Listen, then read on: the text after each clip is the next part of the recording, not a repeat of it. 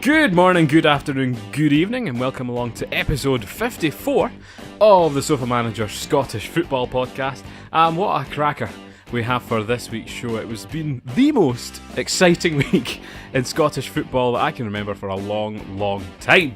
It was a sensational second place Sunday, is what I've called it. Some Rangers fans pointing out not quite helicopter Sunday, not for the same accolades, but I think just as good. It was all the stuff going down, so we'll be talking about the Premiership this week and how things ended up on the final day. Lots of movers and shakers there.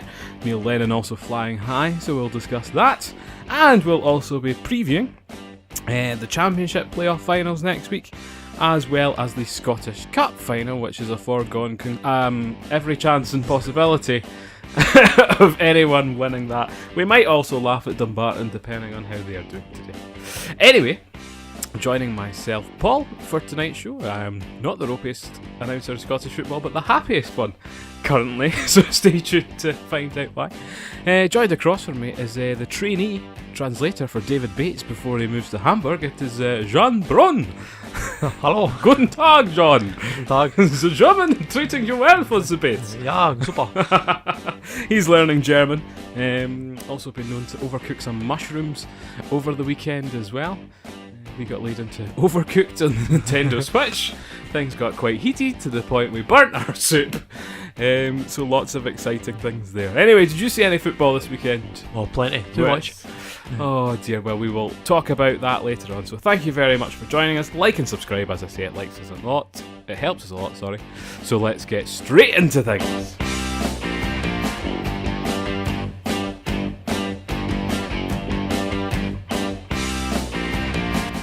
Hey, it's a beautiful day.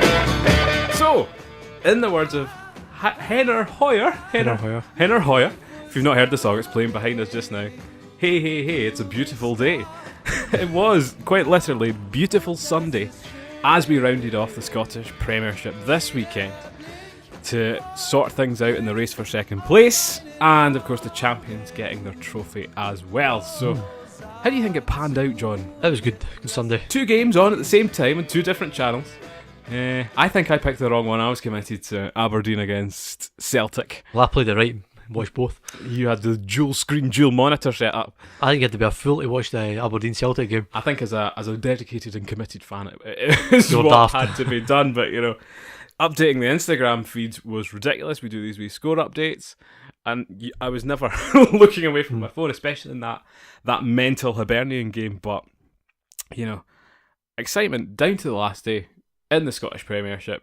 You know, throughout this week we've had passionate and enthusiasm in our football, which is exactly why we love Scottish football. So it's been great to see. I didn't even look at the Premier League games. No, I didn't Sunday. bother watching any. Exactly. There's no point. Didn't matter. So as much of a critic as I've been of this top 6, it really worked out, especially for the upper and lower half. Really. Oh, it's been fantastic. It's a great advert for Scottish football. Oh yeah. Anyone watching that Hibs Rangers game, 5 each, 10 goals, just drama. Ridiculous. Constant drama for 90 minutes. It's what you want. Ridiculous. Well, let's go straight to it then. Our first finishers in the league were Celtic Football Club, finishing up on 81 points? A little bit less than what they had last season. I was thinking that. I think they have reclused a little bit in terms of performances. They didn't have the same gap that I predicted at the start. Mm-hmm. I think I said they would win by 25 points. Was it then 9? 9, aye. So it's only 3 victories, which it actually went down to much later than we anticipated, you know. It's 3 victories, but realistically there's a huge gap. Well, there is. It was interesting to see, Scott Sinclair came on in the game today, and I was like, oh, he's had a pretty messy season. Still remains as their top scorer. Aye, 17 goals. He does, yet the player of the season didn't score a darn goal at all this season. More about that later on. So, yeah, going... Do you think backwards or forwards? Because the European performance was forwards. Domestically, it still looks like they're going to win everything. So domestically, it's as is. There's no pressure on them at all. Yeah, they can wipe anyone off the face of the earth in terms of Scottish football. Europe, it's a funny one. They only really won 1 game. That's all they needed to do. In Anderlecht, and you're thinking, and you still got to the last 16. They put up a fight, and it's all they really wanted. It'll be the same next season. Well, as we You do, get to the group as stages, we you do should at be school, it competitive. still shows progress. So thumbs aloft. Right. You're still succeeding. Yeah, I was disappointed in the Europa League performances. It's interesting. Some of the players kind of went backwards, some went forwards. I think Forrest and McGregor had a really, really good season. However, Aberdeen kind of nullified them by completely just man marking them off the field today. So I think Aberdeen wanted it more. There was a real kind of swell in Aberdeen. the fans as well. Right. The tiny support there. I think that they either jigged about the allocation because they were presenting the trophy or something, because they were in a different section than they usually were. They were further round the corner. Well, you normally get up to that point. Right. They just never give them the full corner. Interestingly enough, I still did see a few seats remaining, which I thought for a cup presentation quite surprising. But by the by, I think it shows that they just do things at a canter now, and it's almost anticipated. But yep. Aberdeen, it was quite a good performance, a much improved performance on the Rangers one midweek, where I thought kind of Rangers edged it a little bit. I thought Aberdeen were going to bottle it, especially Yes. after the Rangers game. They were pretty stinking, to be honest. I think they were hugely fortunate with, again, another bad refereeing decision. In terms of the penalty.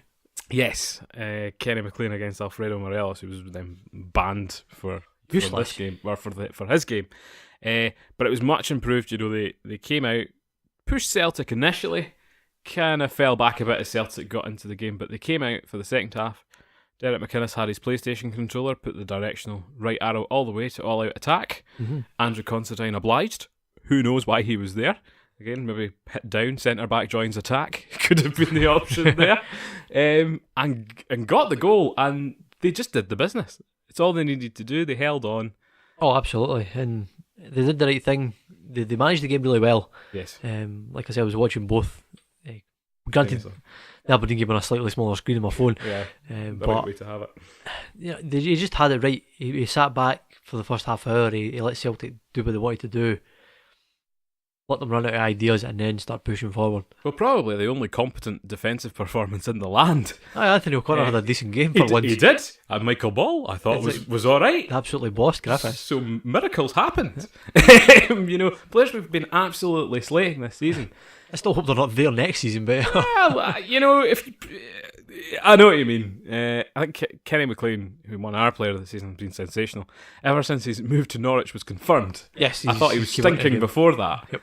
But he's got that relief there, which is great. But I think overall, it's actually been a good season for Aberdeen. Oh, I don't know. I don't know. Would they have done any more to finish second? In the league, yes, they've got second. They should have maybe won it a lot more cleaner. Well, they did. They blew it against Rangers numerous times. They never put up much of a fight against Celtic previous to today. Well, the argument was, that McInnes after the match was saying, Celtic have been saying that Hibs are the second best team they've played this season. Rangers have been questioning their mentality. Mm-hmm. And yet still they sit in second, rightfully as the second best team in the country. And yes, that their record might have not been as good against the top six, but they have picked up the points elsewhere. And it don't matter how you do it. They have done the business against the smaller teams, which is something Rangers in particular have struggled. Well, exactly. You look at people have really struggled against the likes of Kilmarnock. Yep. This season, Aberdeen have managed, They're effectively unbeaten, I think. And I think something we've mentioned in the past is they've crested a wave. They're on the way down. They've reached the peak performance of their players. This postseason will make McInnes make or break him. He really needs to gut that squad and start afresh. McInnes has said he's looking forward to the rebuilding process, and there is some new blood in there. Young boy Dean Campbell coming on today, and Sam Cosgrove, who I think shows promise. He's probably not a first team. I think he needs the right kind of players around him, which he doesn't have yet. I think if you're relying on Stevie May and Adam Rooney to support this guy, it's not going to work. Yeah, it's just a hopeless exercise. Well, I think it'll be interesting to see. We've obviously pillaged our former Inverness Caledonian Thistle Youth Academy. Hamilton Academical seems to be the new. The next. Yeah, Lewis Ferguson signing, as well as Mikey Devlin, who I don't think we've seen yet. I think he's out injured, hopefully ready for the new season. But no, big thumbs aloft from me. I'm happy with second place. At the start of the day, I didn't dream it was going to happen. If it did, I was going to be excited. If they finished third, happy days. It's still a European spot. Also interesting to see Graham Shinnie go toe-to-toe with Scott Brown. After the final whistle, I thought that was strange. The challenge is over. It is over. It was a bad challenge, But, I've seen Scott Brown put in some pretty menacing challenges even in that game. Yes, and we'll probably go into a few challenges in the Hibs game as well. But I think his ego is absolutely throbbing at the moment. well, you would probably be in the same boat, to be honest. Well, he is in that sort of untouchable status, and that annoys me because I do think he's a complete plonker.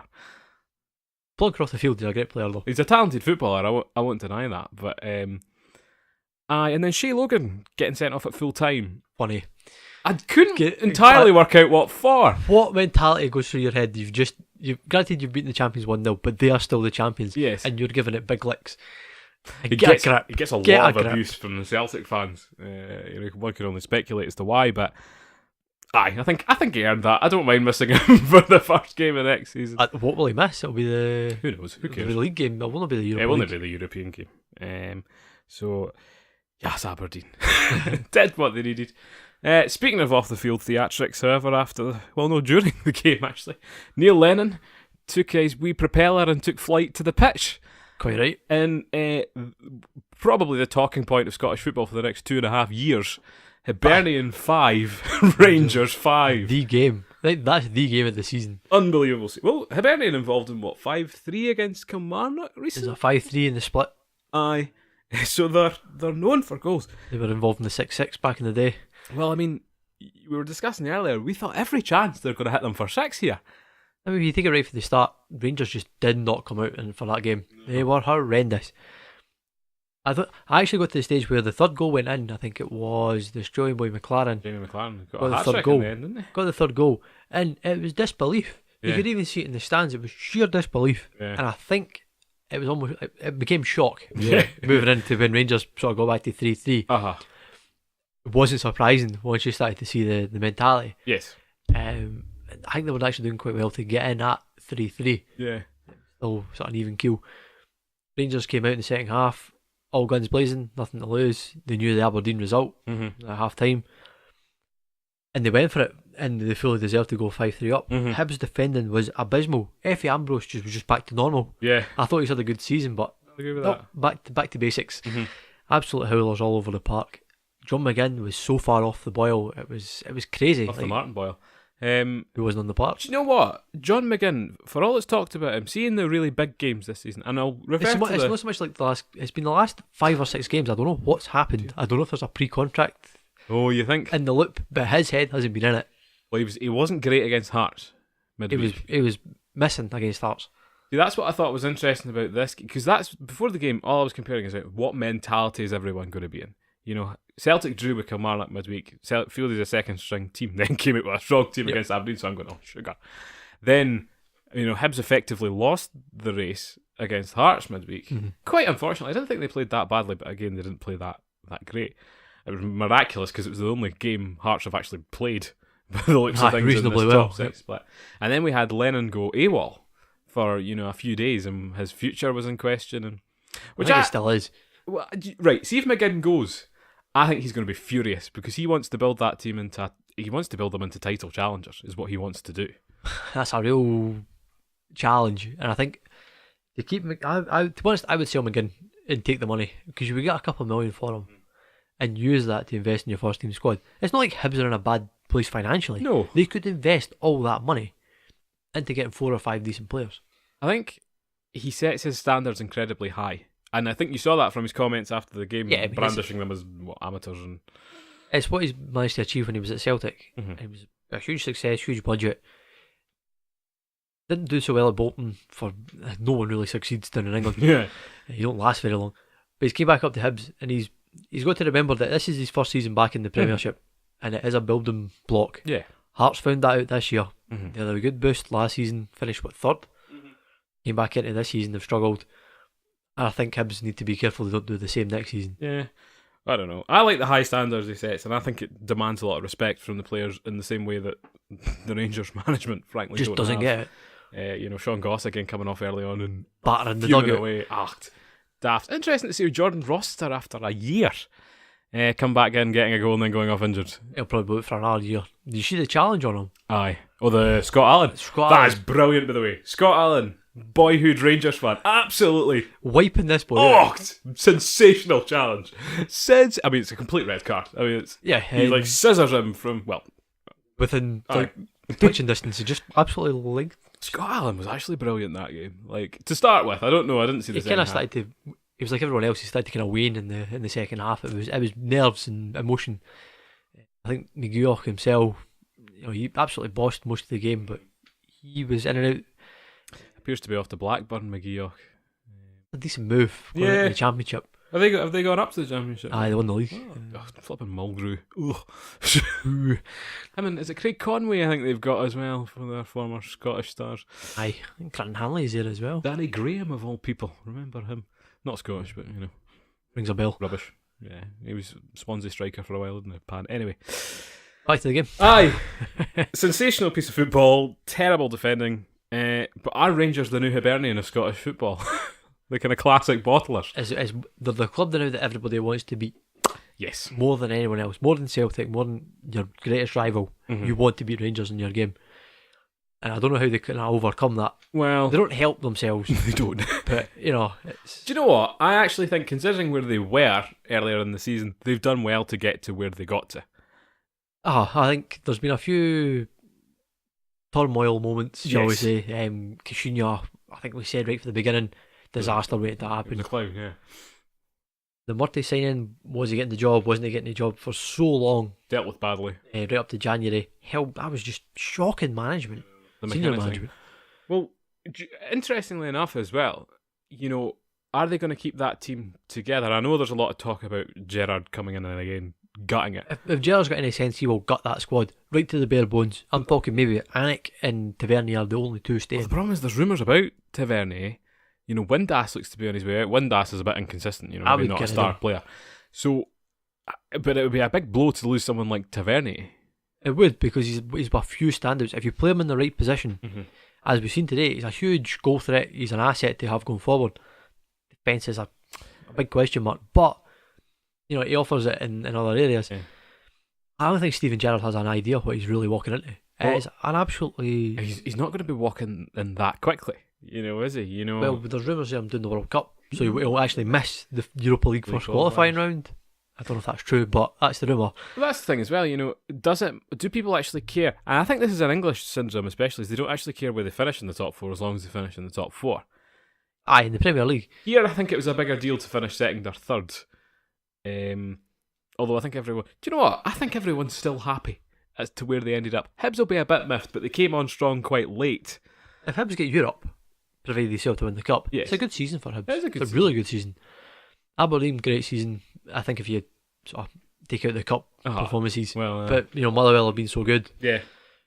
Rangers are the plenty ones I down think would by- feel Pointed out by both cups by Motherwell. aye, quarterfinals and semis. I think Rangers are the only ones in Hearts they'll kind of look back and go, that wasn't a good season. Yeah. Hearts, I think, transition period, if you want to look at the Murrayfield situation. Mm-hmm. I don't like him, Mhm. but I say that every week. Mm-hmm. 39 goals scored and 39 conceded Mm-hmm. isn't exactly blockbuster. No. How do you merit your season ticket money for that, really? Well, again, the Edinburgh clubs were on such a rise. Hearts' season ticket numbers have been steadily increasing.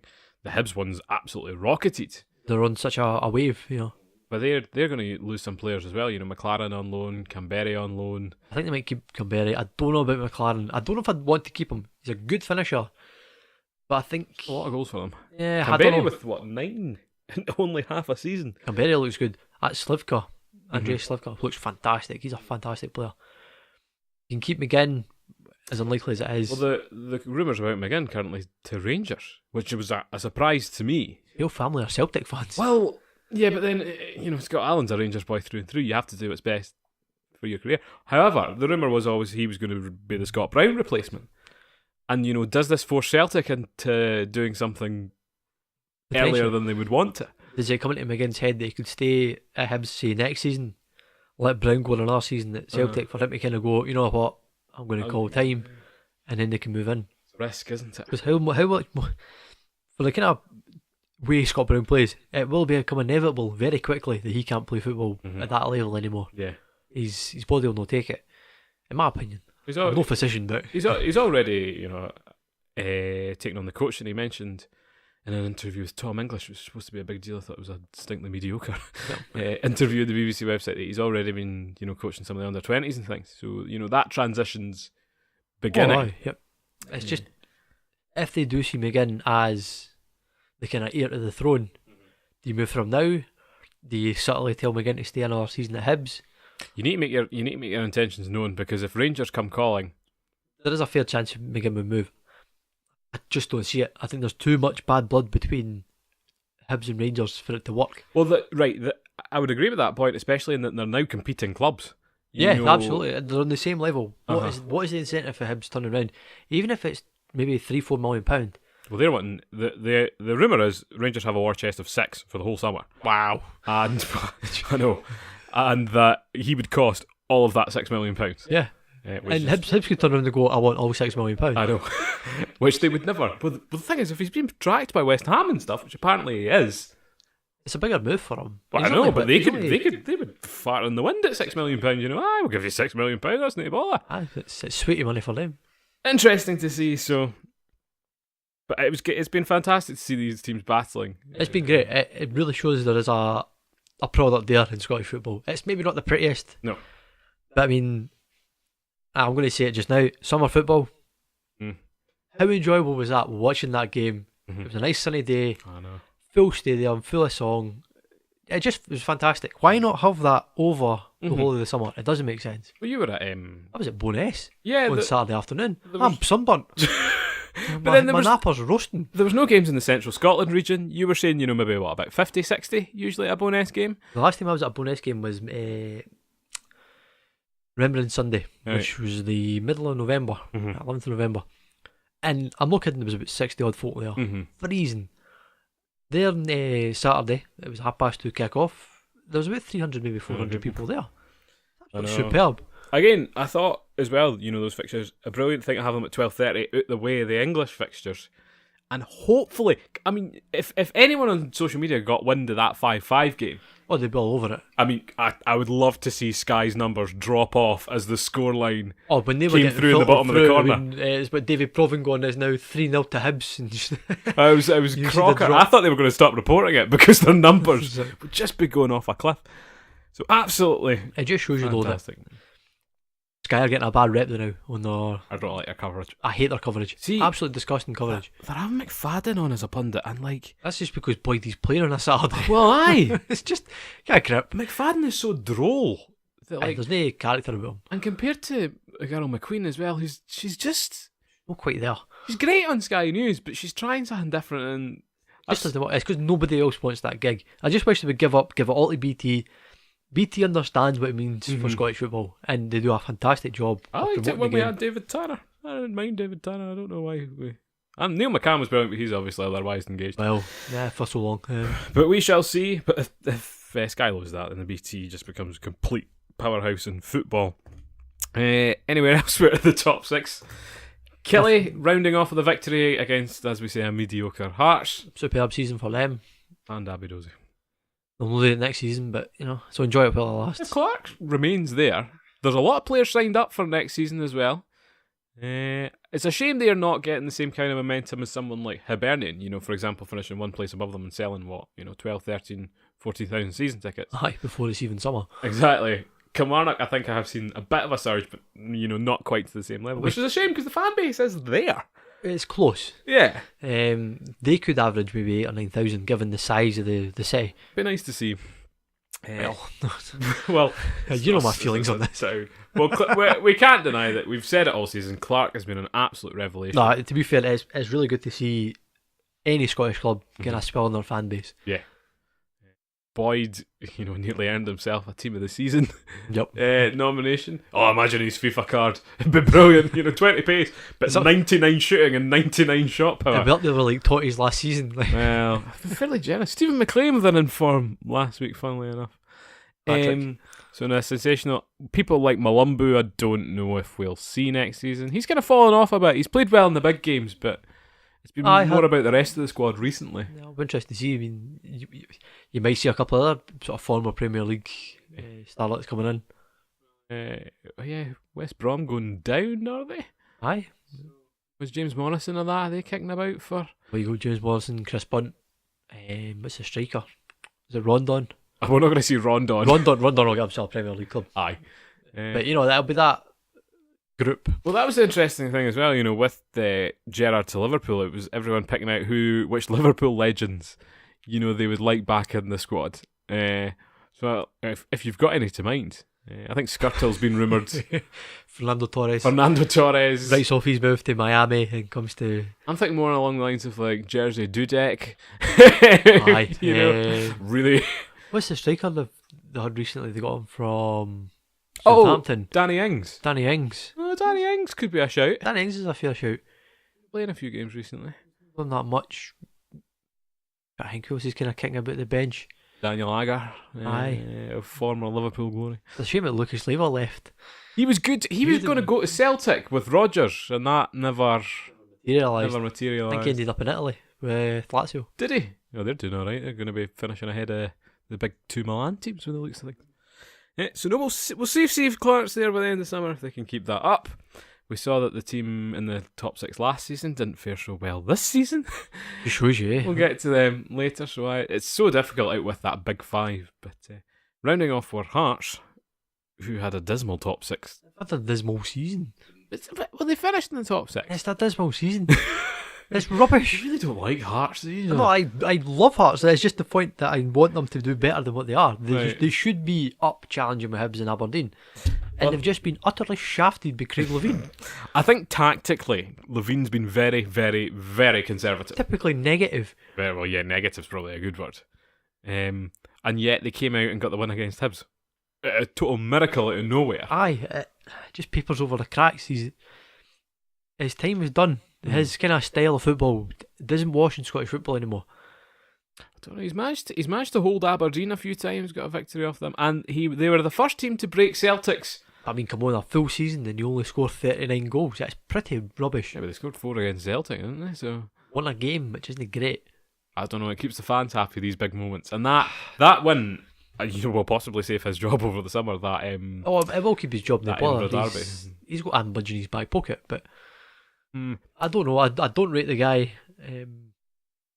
I just think there's so much better that Hearts can be doing.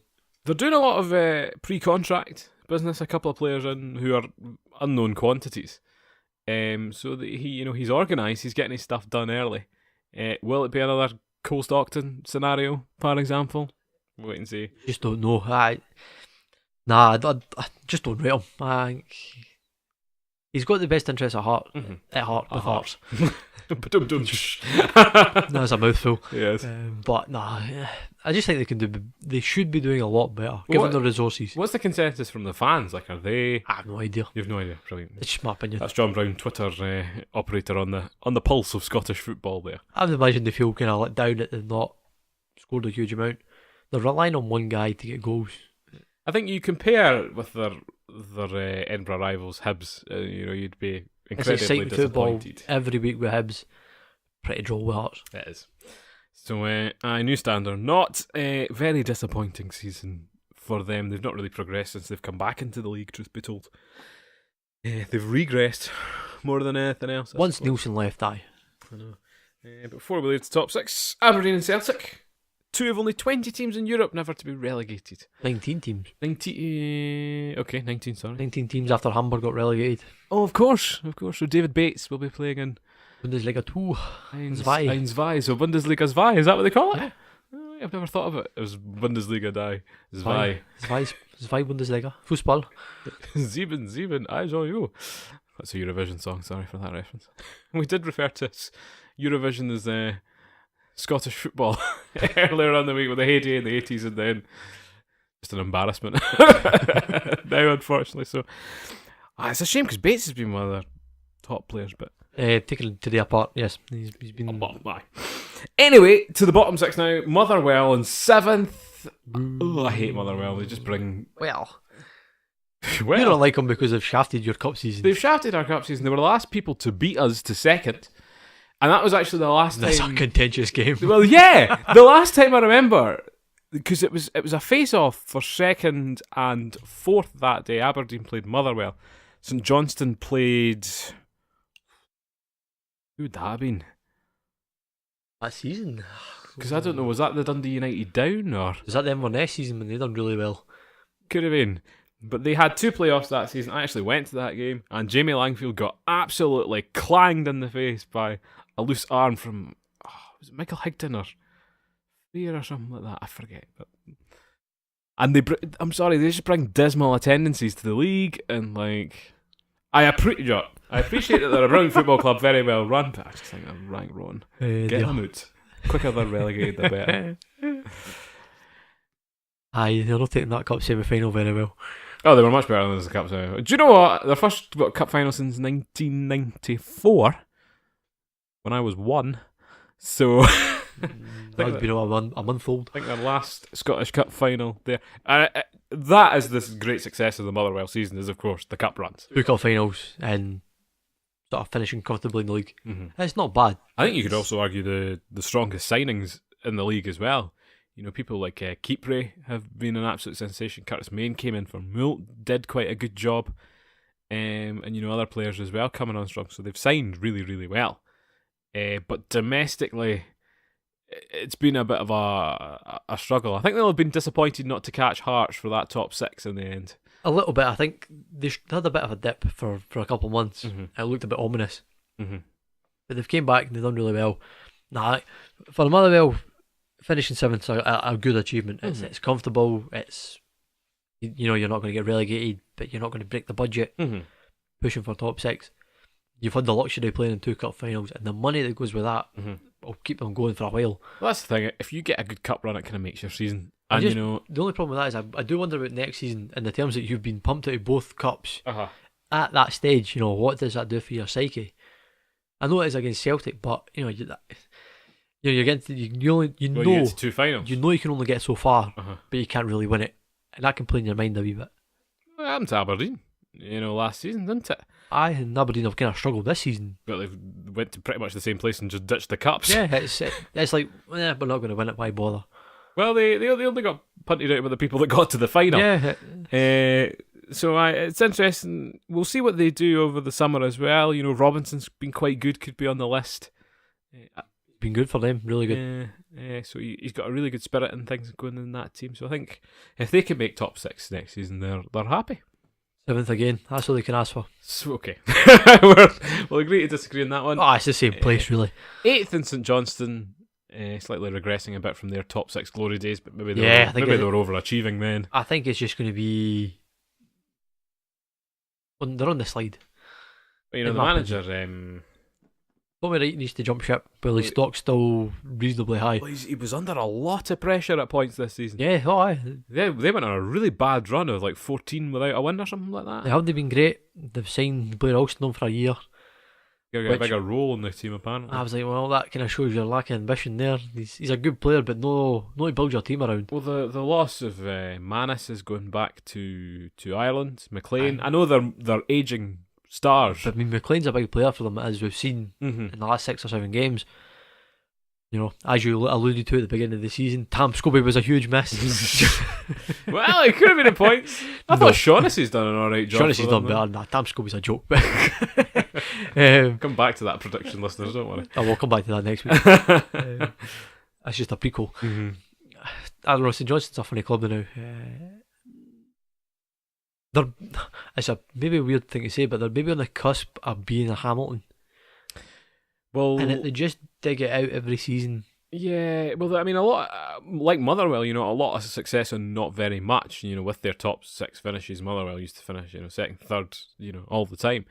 But I see what you mean in terms of, you know, attendances are quite weak at St Johnstone at the moment. There's not going to be a lot of money about there. No, they're on a budget. It's the same with Hamilton. You can see the parallel beginning to appear. Well, Hamilton, 2 places behind them? Aye, they were back down in 10th, just survived again.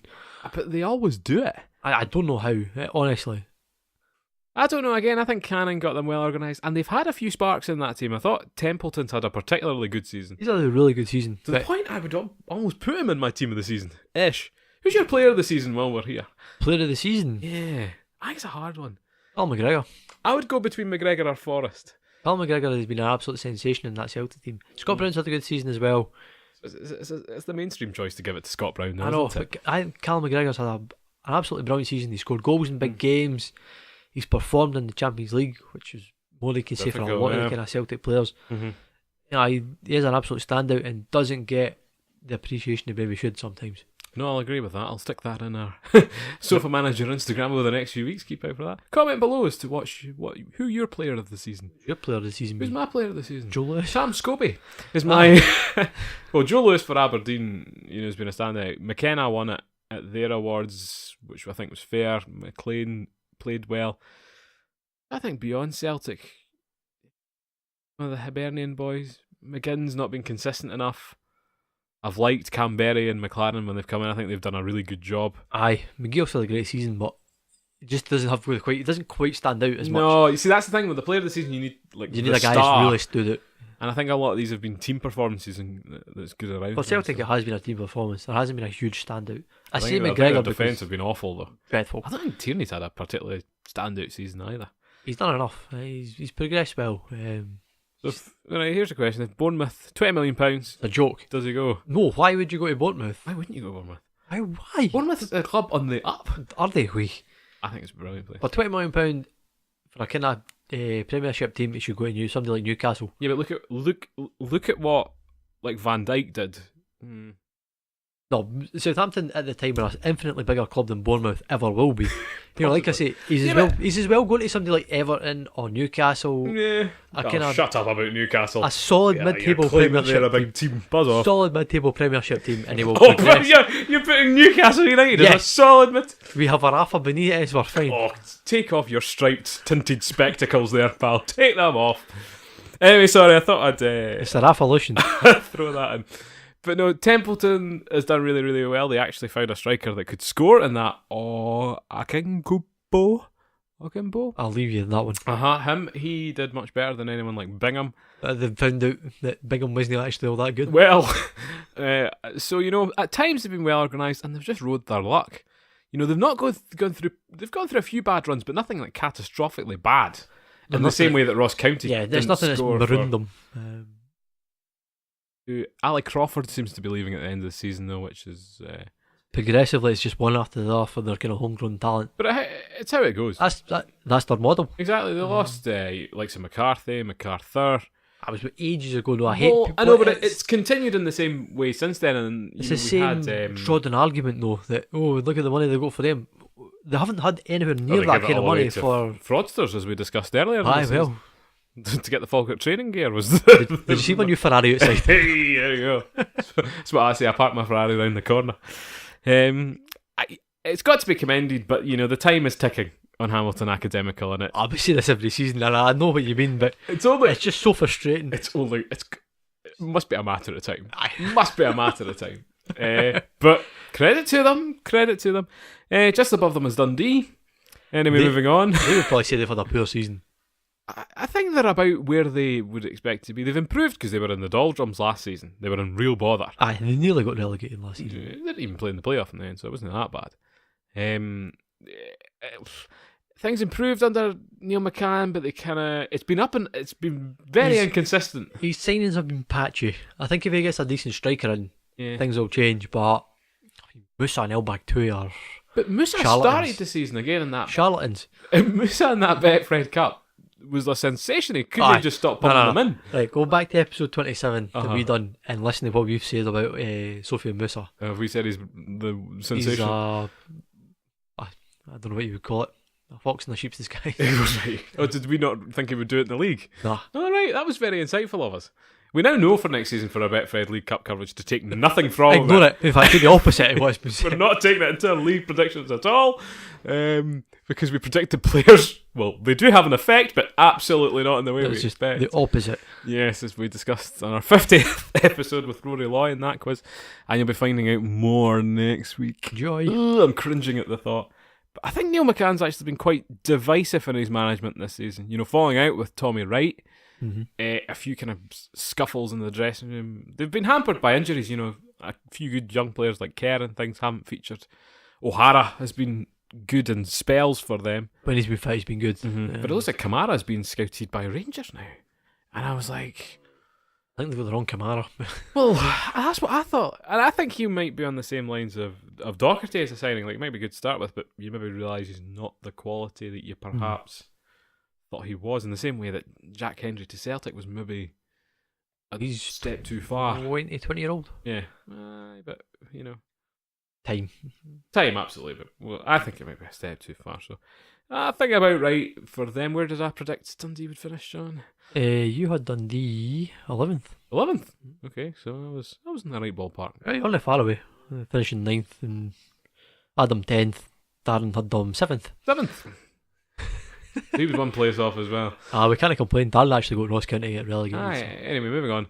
We don't want to give too much plaudits. Of course, the big talking point was the final day, Partick Thistle and Ross County. Yep. Not on television like the Sunday games, but listen to it on the radio. And Curran, an early goal for Ross County. I thought that would see them through, to be honest. Aye, I mean, Partick coming to go to St Johnstone's a tough ask. Last game of the season, but when your back's against the wall, it's more often than not you do come up with the goods. But fair play to Partick for that. I think Ross County have ended quite a long stint in the Premier League now, and the Championship's not going to be a big shock to them. I mean, their owners has thrown a lot of money at them being there, and I don't know. It's the big if. We'll maybe come on to it in a minute, but what do they do in the Championship? I think you just have to do what Inverness did. You just have to scale back until you find... Got your squad and start again. Well, no, because Inverness did it progressively over the year to kind of figure out... Well, yeah, I think that was a shock to the system, but can't we have the money to... The owner has the money to change it quite quickly. Well, if they want to come back up, they can do that. But you see in the Championship, like Dundee United, you can't just throw money at the problem and expect... Yeah, but I mean, look at the managers they had. Laszlo's not a bad manager, though. Oh, you're having a giraffe. He's not. We looked at his stats. He's statistically a very, very good manager. Oh, he's a psycho. Anyway, they're down. I don't expect to see them bounce back, but then Partick Thistle bounced back when they got relegated, I think. No, they got... Really? If I remember right, the last time Partick got relegated, they got relegated again into League One, or second division at the time, then came back up, went a season or two, won the league, because when the season they got promoted, Falkirk won the league. That was 04-05. I think kicked about for a couple of seasons and then got promoted. I think Ross County, their problems this season, 4 managers? 3. McIntyre, Owen Coyle, and the 2 boys they've got there now. So that's 4. That's 3. They're co-managers. There's 2 of them though. You see my mathematics. I think they spent too long with Coyle, perhaps, and that hurt them. It was a poor appointment at the start. Should have recoiled. Hey. Write in if you enjoyed that, listeners. But again, not great signings. Folks like Eagles did nothing for them, and Go did nothing for them. He's still there, eh? Exactly. We could be playing against us next season in the Championship. Oh dear. Someone like Fontaine was probably a better signing, but and that's the thing as well. Billy Mackay has now been relegated in 4 consecutive seasons. Really? Yes. Ouch. Inverness, Caledonian Thistle, Wigan Athletic, right? Dundee. No, wait. We've been relegated with Dundee United. He was relegated with Dundee United and now Ross County. So don't sign him. 4 consecutive seasons. Billy Mackay's been relegated. And again, I think that reflects their kind of goal scoring troubles this year. Alex Schalk scored the first goal in like 20 for them or something at one point. That earned him a ridiculous inform in FIFA as well, which your problems are bad. Aye, when that happens. Aye. I think the co-managers have done a better job. But they couldn't do much worse. Well, again, it was a very lacklustre end to the season for both Partick and Ross County, really, wasn't it? Yeah, it's both teams are much of a muchness. We'll see how Partick get on in the playoffs on Thursday. Well, I think the interesting thing now about these playoffs is Livingston are quite a physical team. They like to play a physical game. Partick are a relatively physical team. I don't know if they'll... The biggest problem for Partick is that Livingston's defence can probably handle Connor Salmon. Well, if he plays... Which is what you couldn't say about Dundee United's defence. Dundee United would have crumbled. Absolutely no doubt against Partick. But they've got the legend that is Tam Scobie, John. I don't know why you're so down. There's Stuart Murdoch at left back or right back. Well, I know, there you go. But it's not Salmon that's really been their main striker. It's been folk like, Doolan. Aye. Chris Erskine, is he a striker? He can play off the striker. What's his name? Is it Nesbitt? No, Nesbitt. Lawless, maybe? The wee midfielder? Play the goal for Dundee United. Oh, Spittle. Spittle. Yeah, he's been playing sporadically, but not a great defence, Partick Thistle, so that could be problems with such a prolific striker as Ryan Hardy. Oh, he's injured, I think. Is he? Well, Lee Miller. It'll be Lee Miller leading the line. Didn't score over the playoffs, did he? Like, your money is on under 2.5 goals in each game. That's the thing, these are usually very, very tense affairs. It'll be a tight game, I think, for the first leg. Yeah. Second leg, all depends. If Livingston have something to defend, it's a tough game for Partick. If Partick win with a lead, game's a bogey. I think much like last season, these are games that are very hard to predict. And Dundee United were actually quite unfortunate to be beaten by Hamilton last year because they were as bad as each other. They were absolutely gassed. Aye. Yeah, but both teams were, and Hamilton only went through with 1 goal. Aye. So I think this could be much the same. I think Livingston will have their support are energised at the moment. Not that much of their support. There was a good 2,500 of them, which is more than double their crowd for a normal They game. equalled the away support that day. Aye, which is the first time ever. Well, exactly. But I've been hearing chat, working around West Lothian, people are thinking, if they go up, I'll get a wee season ticket for the Premiership next season. It's amazing what it changes. It'll be dirt cheap, effectively. So, hopefully, I always like to see fresh blood. I think the Premiership's been a bit stale with the teams over the last few seasons, so it would be good to get a Livingston, which is a newer team. Because, St Mirren is a team we've had in the Premiership a lot in the past. Aye, I know what you mean.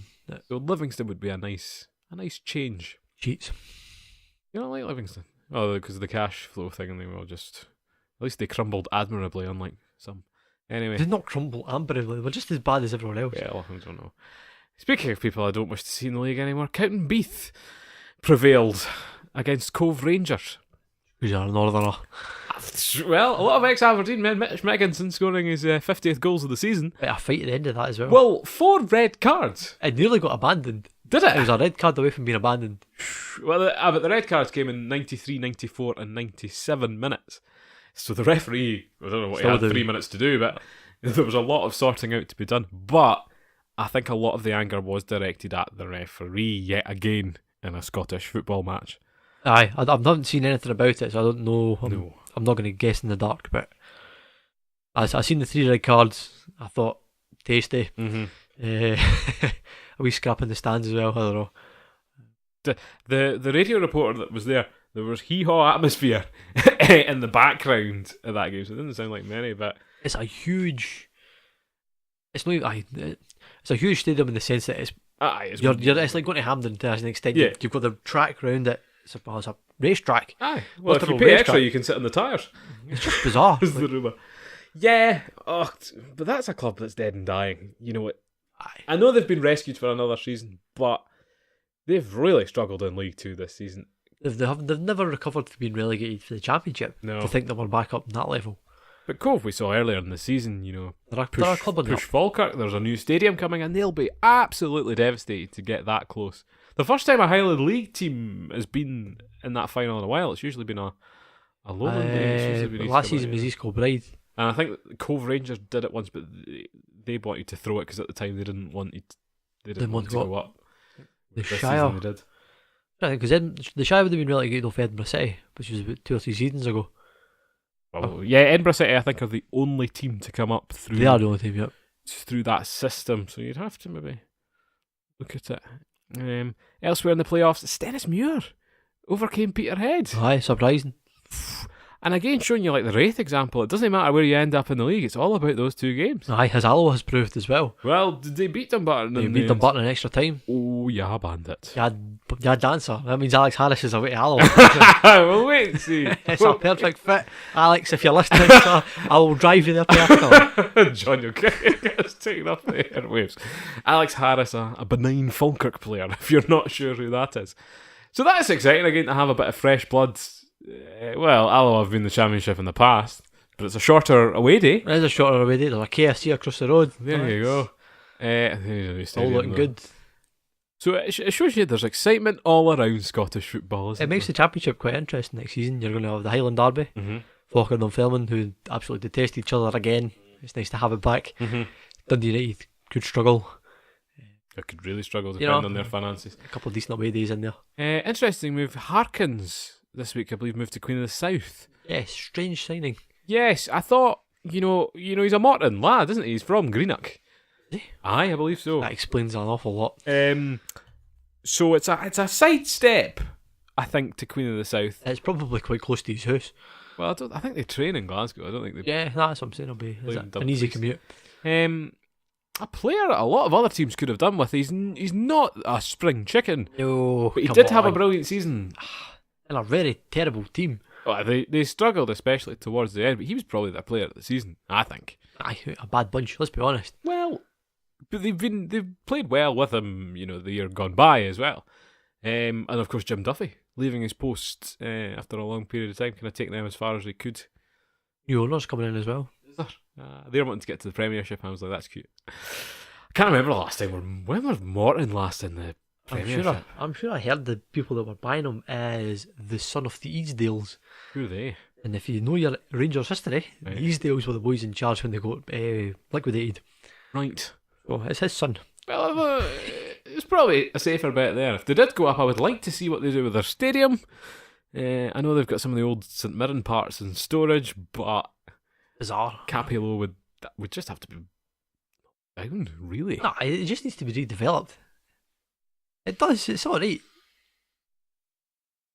I don't know. We shall wait and see. Put a roof over the wee double end and you're fine. Aye. Oh, gosh, put some concrete that's not as hard as. Or put some safe standing and just put crash barriers and you're fine. The safe standing argument keeps coming up and it keeps fizzling out at different clubs. Everyone goes to see it at Celtic to see how it works. And I know we're going off topic, but the Falkirk chairman, for all these misdemeanours, yes. And we'll get to that next week. I will be getting to that next week. Emotional investment argument. I'm sure he said that it's £130 to install per seat, which isn't a huge amount.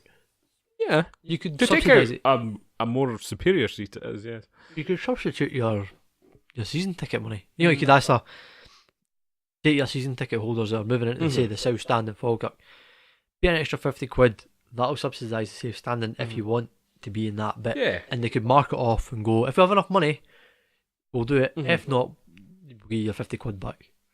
I wouldn't pander to it. I don't think it'll add any atmosphere because the people that want stand already do. I think it encourages it. Atmosphere or standing? An atmosphere and then standing.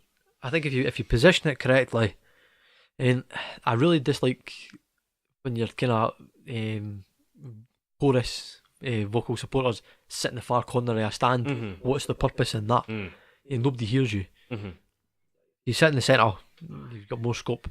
I really struggled with this season as atmosphere at the Falkirk Stadium. Oh, always. It's been like that since it was built. Yeah, but other teams comes like when St Mirren came. But look what St Mirren have done. They've got the section spot on right beside the away fans. Get a bit of banter going, bit of an atmosphere. Yeah, that's true. Whereas you're polar opposite. The Hibs kind of ultras, if you want to call them that, are in the top corner now of the stand rather than the side stand. Right. Speaking to a friend of mine, he's a big Hibs fan. She was saying that's where they've now relocated to, and you can't hear them. It's like, well, why did they move? So there's a question. What do you make of the likes of singing sections? It has to be, to an extent I like it, but I do wonder when it comes to big games. It should all be a singing section. Does it detract from the full atmosphere of the ground? See, that's the thing. I can't remember if Aberdeen had a singing section or whether it was called an atmosphere section. Because what they did was wave these pretty flags and stuff like that, and I thought, Grim. Aye. Oh, the atmosphere was like in not the main stand, opposite the main stand, next to the away. But the cage. Yes. Aye. Oh, I love a good cage. When you seen the video of that when they scored against Rangers a couple of weeks ago, that's exactly what you want. It's absolutely brilliant. Check out the Sofamanager Twitter page for that. Ask Sofamanager FC. Yep. Check that out for that. But yeah, I think it's interesting that they have to designate them sometimes. And it's been the club. They're kind of trying to contain it. Yeah. But have it. But they're trying to encourage it. They're trying to get all the atmospheric folk in one bit, which drains other areas of the stadium. And I think especially, you know, like when you go to Germany and stuff, you want to be in amongst. You want to be in that bit, and if you don't get there, it's kind of pointless sitting at the far end of the stadium. I get that, but you know, if you're all spread out, there's just no atmosphere going to be generated. No. It's a bit catch 2020. You look at Celtic Park, you have your singing section in that corner, Green Brigade, and it all just kind of radiates out for there. The same at Ibrox, really. I heard they had their wee megaphone out at Celtic this week as well. So yeah. Well, I see it as a more continental thing. I've never really seen with megaphones and stuff like that. You know, it's maybe too choreographed. I think if you just have them in a section and just let them do what they want to do, get it going. I find it to be choreographed. I find it interesting, you know, especially like French, Turkish games and stuff like that. You have your like ringleader who's on a wee bit of scaffolding, facing the crowd. Yeah, the capo, the conductor, or whatever. And I always find that a really strange way to watch a football game, because it's like you're not really there for the football anymore. You just, I don't know. How do they pick that guy? They just fight for it. Or is that just a guy that everyone doesn't like, and you're like, just I'm not talking to you. You just face us and do it that way. I know French. I think Nantes were quite big on it. Or was it Saint-Etienne? They're all quite big on it, really. Saint-Etienne, I've got two. This is showing my terrible lack of knowledge. Do they? They've got 2-1 at each end. That's ridiculous. How did they coordinate ever? I'm sure Lazio used to have 3. One fought the other. One tried to take over the section. And it was like, talk about politics. Oh, like, really? I love that everything's so political in football, no matter at what level. And then you come to like Scottish football, and it's just a free for all when you get in the stand. So. I know. Some people, I think, you know, if you sit in a main stand in the quite expensive seats, it can be quite tepid. And I remember it was when I was at the Scottish Cup final in the hospitality seats. You know, I was getting up and go, "Referee, you effing bleep!" And the posh people would turn around and look at you like, "Oh no!" You know, this is a game of passion. Much a prawn sandy brigade. Well, it was. I did enjoy the sandwiches that too, actually. And it was the same thing. I made a bit of a mistake at the Falkirk Stadium recently. I think last game of the season they missed a chance, and where we standing in the tin shed, I absolutely battered the door out of frustration. And it's one of these things, when you do it, it makes a noise 10 times louder that you realise. So I was a bit miffed that they missed a shot, for an example, and I was like, PANG! Everyone turns around and looks at you like, yes, I'm angry, sorry. That's terrible. I know. So I would have been a volunteer for the whole season and had to pay for a door. I would have broke. Nice. You're the stubborn of the sweet rustlers. Yes, exactly. But I think that about rounds us up for this week. So I'll say Dankeschön. Dankeschön. For joining me. Bitteschön. John Brun. I like calling you John Brun from now on. Do tell us how David Bates gets on in Hamburg. That'd be a good wee job for you being his translator. We'll need to do something that the Henderson's coming back for Barry. Oh, is he coming back? I think he's coming back. Is he? Aye. Gutted I would have gone out and seen him. So yes, we'll have a Barry celebration with some Barry White music and stuff like that. Barry Whitewash. Barry Whitewash, that was good. Bring back predictions and our Ack Attack, whatever happened to that. Anyway, thank you very much for tuning in. We will be back next week with our Falkirk season review. Yep.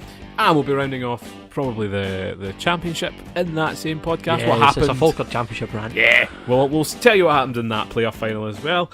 And, you know, I could give you the Celtic roundup in the cup final now if you want me to. Yes, exactly. Pump them, Celtic. I hate the world. Anyway, have a good morning, a good afternoon, and a good evening. Bye-bye.